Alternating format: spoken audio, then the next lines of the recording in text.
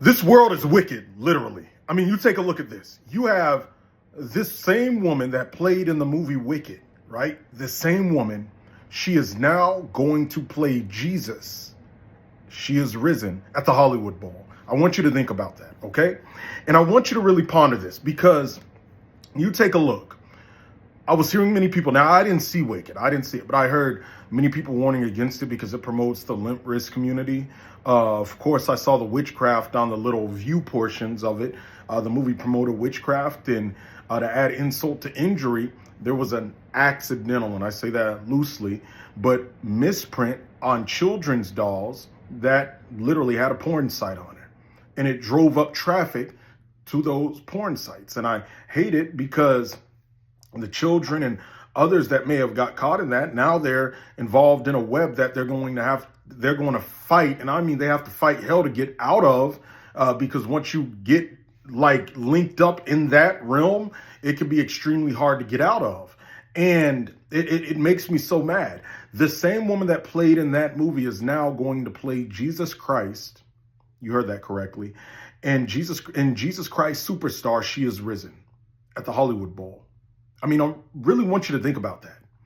And it intrigues me because the same Christians, and I can hear them now, God's not mad at them. God's not mad at them. God's not angry. God's not angry. God's not angry at that. Acting like Romans 1 don't exist. Romans 1 literally is there for a reason.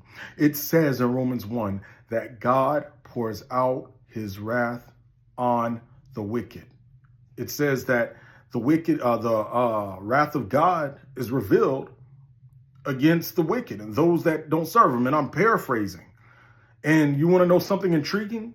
The Greek word that's utilized for revealed is apocalyptos, which means apocalypse. That's where we get our word apocalypse from. So when God's wrath is poured out, it's revealed, but it's revealed in such a way that it resembles apocalyptic scenery, which brings me to this.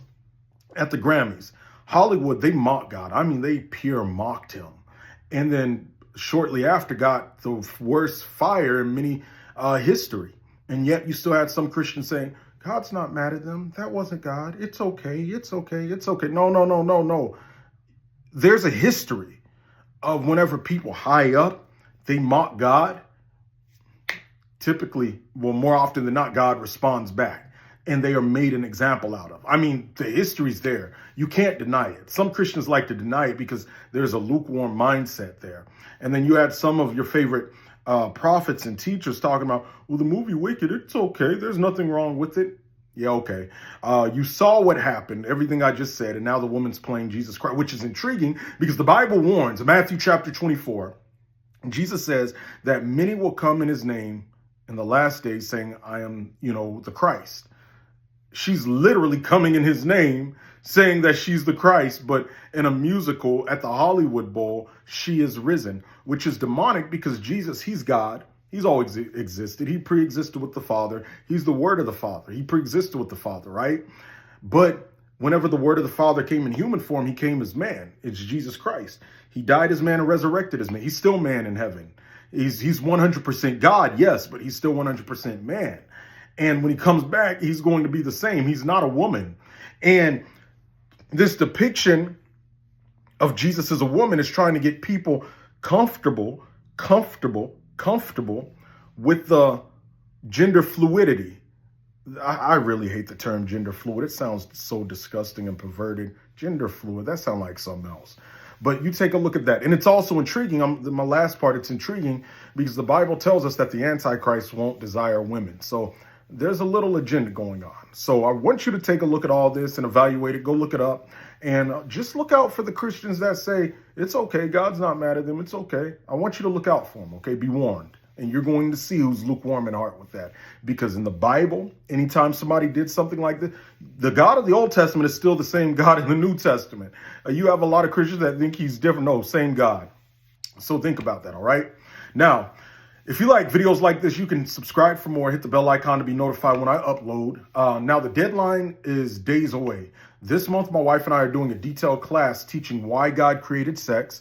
So we're taking it back from the enemy. Yes, we're teaching why God created it and how it's to be used within the confines of marriage, and how when it's actually used within the confines of marriage, it glorifies God, because the oneness between a married couple, when they enter into intercourse, that covenant, right, they literally become one in the most literal sense. You know, I don't want to do that here, but you get what I mean, in the most literal sense, like a puzzle piece, and they literally become one. And the fullness of it is a child made in both of their image, reflecting the pattern of God. We're created in his image and his likeness.